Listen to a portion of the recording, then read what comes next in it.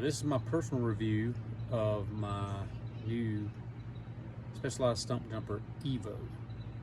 I went with this after getting the Epic Evo. I've got the Epic Evo as well, and I waited on it to get the Fox Shimano XTR build. I didn't think we were going to be able to get it, and with the coronavirus stuff going on, the supply chain, we were told that getting that particular Epic Evo was going to be almost impossible. Well, it came through, luckily, and I was able to pick one up. And I enjoy that bike. It's a great bike. It's light, fast, but I had sold a bunch of other bikes, and I wanted something with more suspension, something that I could take on what I call like a bailout bike. I had a bike before that was larger suspension or more suspension, and I would tend to take that bike when I would go to places that I hadn't been to before, new trail systems, and it would allow me to go and explore without thinking that I might get in over the head of the bike or myself on a shorter travel bike. So I kind of wanted to do the same thing on this build. So I reached out to my local shop, Boost Bikes in Shelby, North Carolina, and I said, hey, what about a Epic Evo or a Stumpjumper Evo? What do you think about it?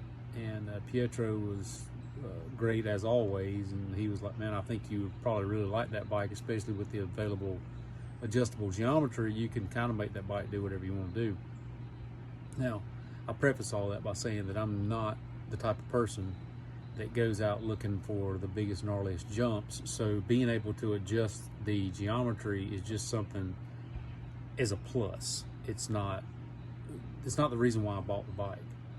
But what I ended up doing was getting the frame and buying everything to go on the frame or pulling it off of another bike. And so this is a custom build. It's a 2021 Stumpjumper Evo. Pan over here and let you see.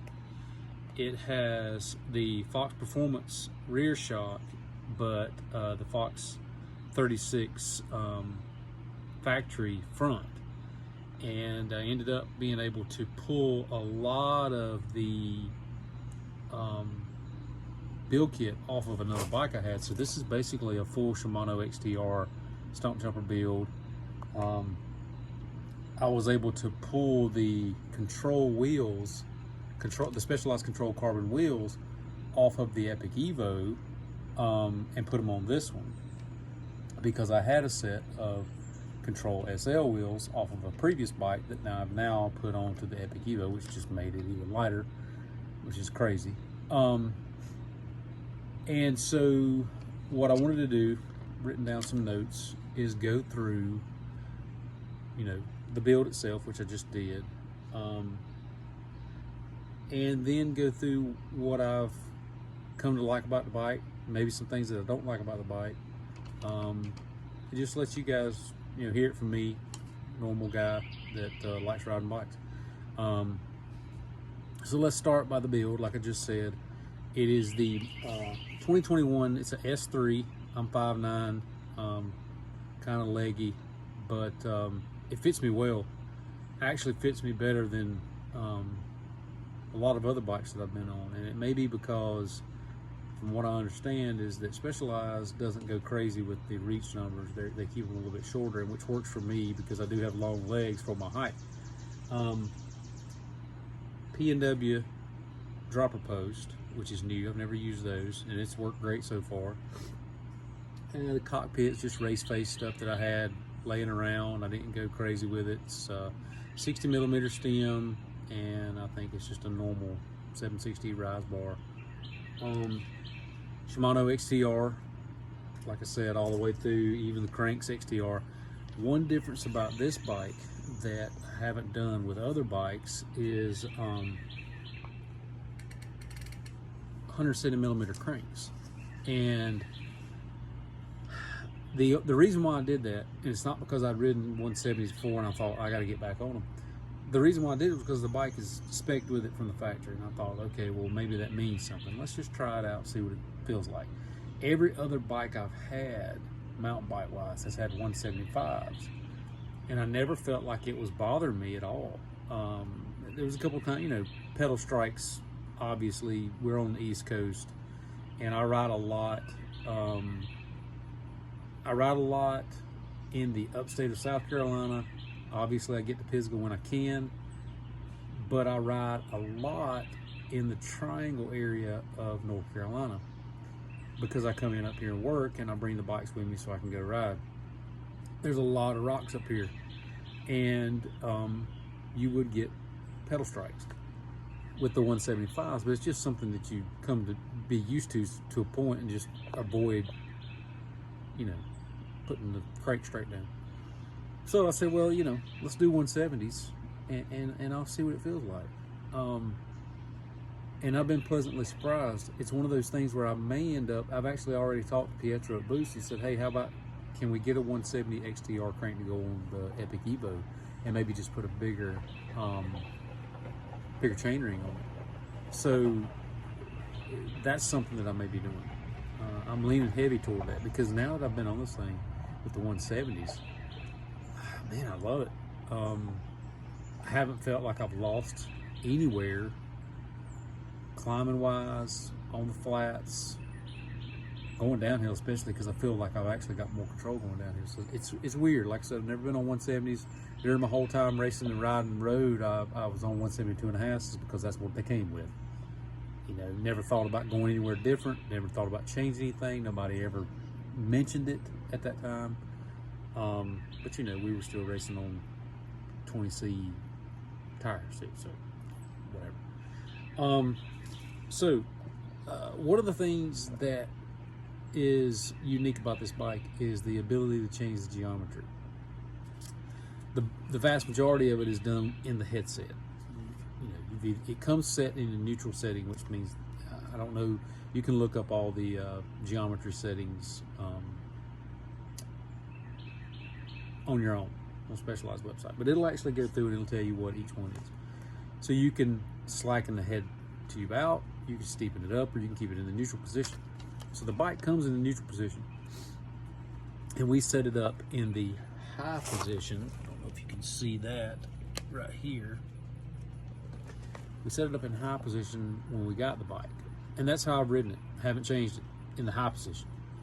And it was set in the neutral position in the headset. And I rode that for a little while and didn't feel encumbered by them. Maybe on some more flat type terrain, flat type trails, flat turns, maybe a little slower, but not crazy. So most of the trails that I ride, especially when I'm up in the Raleigh-Durham area, they're very tight, very turny, not a lot of speed, a lot of up and down elevation wise, not a lot of large gain elevation, not a lot of large drop elevation wise, but just a lot of tight, rooted up, rocky technical trails, which I love riding. I mean, I'm not saying that. So what I ended up doing before I came up this time, and I'm actually, you can see I'm in my camper, I'm actually on site. What I did was I changed the headset to the steep setting, which I think is half a degree from neutral, and pleasantly surprised on that. The turning got tighter, not twitchy, but the climbing of the bike felt better. It felt better on the climbs to me. And that's one thing about this bike that has surprised me big time. I always have said that I would rather have a bike that is fast, that may not feel fast. If you've ridden long enough, you know what bikes that feel fast, they may not translate to being fast because they're all over the place. They're twitchy, they're bouncy. Cross-country race bikes are like this to me sometimes. You feel like you're going lightning fast, but then your Strava times don't reflect that. My Epic Evo is the same way. I've had times where I didn't feel like I was going as fast as some of my other bikes, but then I go back and I upload the Strava times, and they're better or matching, either way. So this bike in particular, on some of these trails around here, the elevations are usually like short, steep elevations. You might see 10 to 13%. Very rarely do we get long, drawn out 4 to 5%. It's usually steep. It's drop down into a deep ravine, come back up the other side, or drop down below a ridge, come back up a ridge.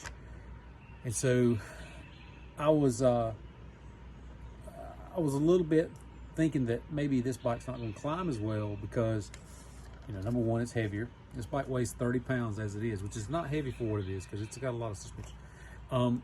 Back to the climbing. It actually climbs really, really well, and I think it climbs really, really well because it's got enough suspension to where it just works. It just motors up stuff. It doesn't bounce around. You're just planted, and I mean you just tractor up the climbs, and then turn around and going back down the other side, especially with it in steep setting.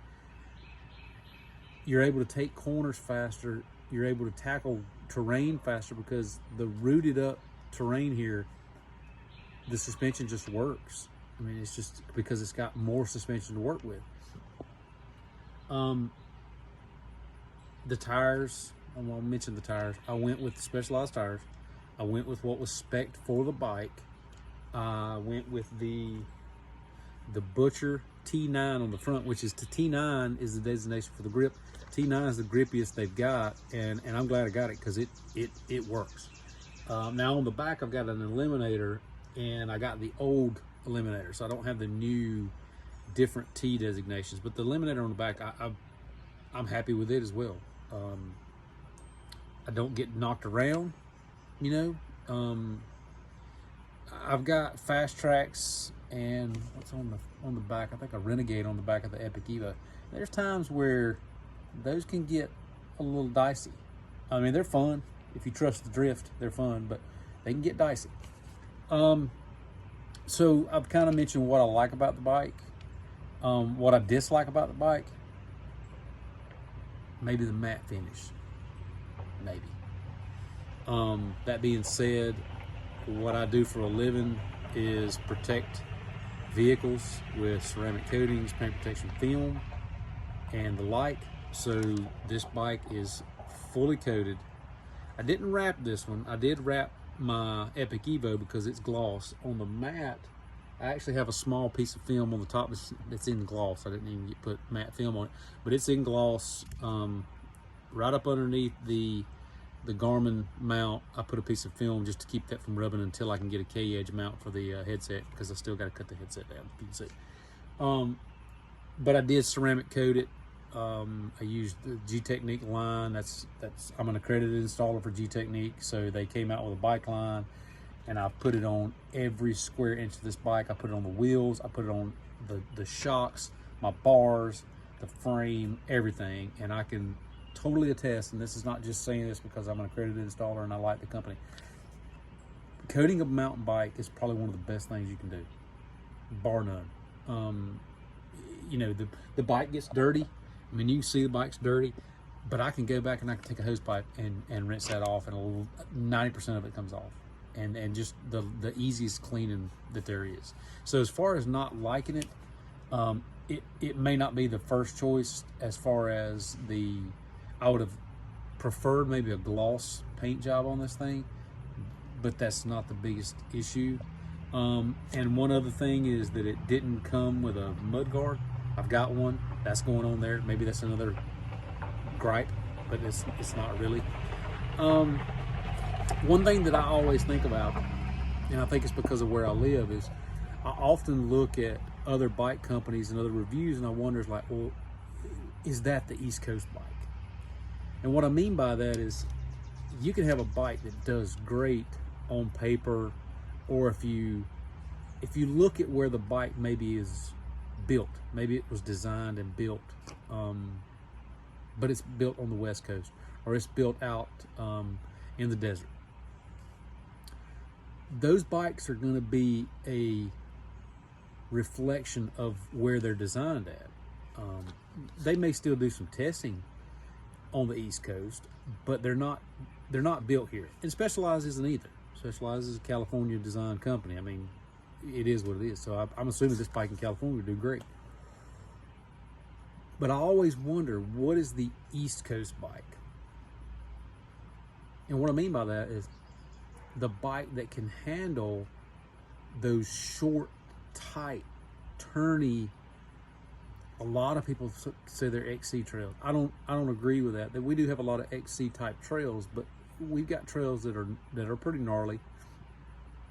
But a bike that you can pedal all day long, that you can go out and do epic rides on, but a bike that's got enough suspension and enough tire and wheel to actually allow you to attack some of these trails. And so far, out of the bikes that I've got or I've had, this bike has probably been one of the best East Coast bikes that I've had. And you know, somebody else might not even say that. Somebody might have another bike that they prefer. That's great. I do like this bike. I like it even better because I was able to custom build it. I'm kind of weird that way. I like to have certain little things the way I like to have them, and I like doing custom builds. And as long as I can, that's what I'm going to do. So, oh, here's another quick one. Only one bottle cage. It does come with the bladder.